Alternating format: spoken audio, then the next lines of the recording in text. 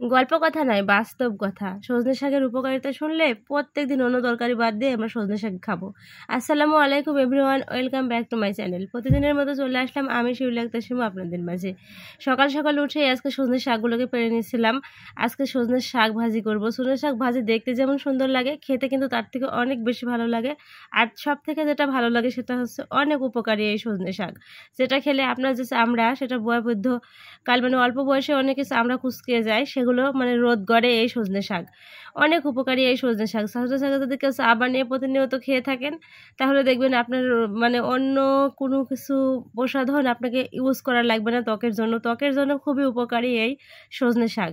তারপর প্রথম থেকে আমি কিন্তু সজনে শাক পারলাম, তারপর বাছা দেখালাম। এবার আমরা কিভাবে কাটি সেটাও আপনাদের দেখাচ্ছি। জানি না কোন এলাকায় কোন আপুরা কিভাবে এই সজনে শাক কেটে তারপর পরিষ্কার করে তারপর রান্না করে নেন। আমাদের এলাকায় ঠিক আমরা এভাবেই পরিষ্কার করি, তারপর এগুলোকে বেছে নিই, তারপর এভাবেই কেটে নিয়ে তারপর আমরা সজনে শাক ভাজি করি। খুব সিম্পল এই রান্নাটি, কিন্তু খেতে খুবই মজার আর তার থেকে বেশি উপকারী এই সজনে শাক।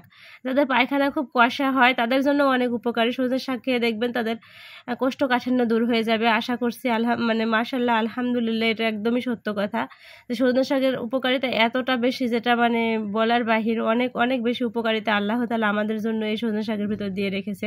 তারপর আমি একটু গরম মানে পানি দিলাম, দিয়ে সেটা গরম করে নিয়েছি। তারপর পেঁয়াজ, রসুন এবং কাঁচা ঝাল প্রথমেই বললাম খুবই সিম্পল এই রান্নাটি, কিন্তু খেতে অসাধারণ আর তো সব থেকে বেশি অসাধারণ উপকারিতা। যাদের মানে কোষ্ঠকাঠিন্য আছে একবার খেয়ে দেখবেন সজনে শাক, আপনার কোষ্ঠকাঠিন্য সাথে সাথেই দূর হয়ে যাবে ইনশাল্লাহ। আর তারপর আপনি নিয়মিত যদি খেতে থাকেন আপনার কোষ্ঠকাঠিন্য বলে আর কোনো কিছু থাকবে না। অবশ্যই আপনারা খেয়ে ট্রাই করে তারপর বুঝবেন আমি মিথ্যা বলছি কি সত্যি বলছি। আপনারা অনেকেই হয়তো জানেন, আর যারা জানেন না তারা খেয়ে দেখবেন অনেক ভালো লাগে, অনেক উপকার, অনেক অনেক উপকার। মানে আমাদের যে অল্প বয়সে অনেক আছে ত্বক কুঁচকে যায়, চামড়া জড়িয়ে যায়, তারা যদি নিয়মিত আমরা সজনে শাক খেতে থাকি ভেজে কিংবা ভর্তা করে কিংবা ভাজি করে কিংবা চা করে, যেভাবে আমরা খাই না কেন উপকারে আসবে আসবে ইনশাল্লাহ। অনেক উপকারী এই সবজিটি। তারপরে তো ভেজে মানে আস্তে আস্তে ভাজলাম, তারপর ভেজে নিয়ে তারপর তেল দিয়ে দিয়েছি, দিয়ে এবার পেঁয়াজগুলোকে একটু লাল করে নিয়ে তারপর শুকনো ঝালগুলো ফোড়ন দিয়ে দেবো। শুকনো ঝাল ফোড়ন দিলে এই সবজিটি খেতে এত মজার লাগে যা বলার বাহির, মানে খুবই ভালো লাগে। শুকনো ঝালের সংমিশ্রণে এই সজনে শাক খেতে খুবই ভালো লাগে, অনেক অনেক মজার লাগে। সেই স্বাদ হয়েছিল, সেই মজার হয়েছিল। অনায়াসে ভাত খেয়ে নিয়েছিলাম পেট পুরে পরিবারের সকলে মিলে।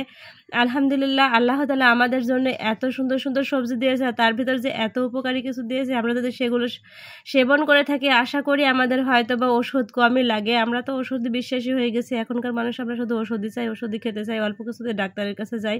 কিন্তু আমাদের প্রাকৃতিক মানে আমাদের গ্রামের বাড়িতে আমরা যারা বাস করি আমাদের আশেপাশে যে সবজিগুলো থাকে এতটা উপকারী যা বলার বাহির। আজকের ভিডিও এ পর্যন্ত, সবাই ভালো থাকবেন, আল্লাহ হাফেজ।